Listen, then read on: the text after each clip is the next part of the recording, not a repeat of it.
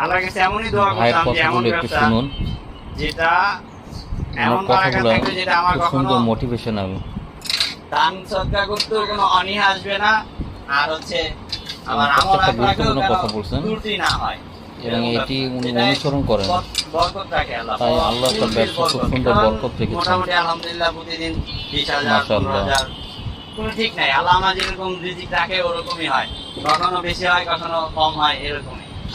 যে হাতের কাজে বারাকা বেশি, আল্লাহ তাআলা নিজে স্বয়ং পছন্দ করে হাতের কাজকে। এই জন্য আমি এই কাজটা বেছে নিই, যে হাতের কাজ এটা আমার সম্পূর্ণই আমি নিজে আমার নিজের হাতে তৈরি করি।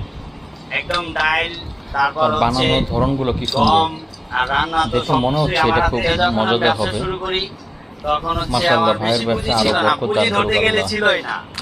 ওই আমাদের তাবলিগের সাথীরা আমাকে মানে ই করছে, আর হচ্ছে গাড়িটা আমি বাকিতে কিনছিলাম।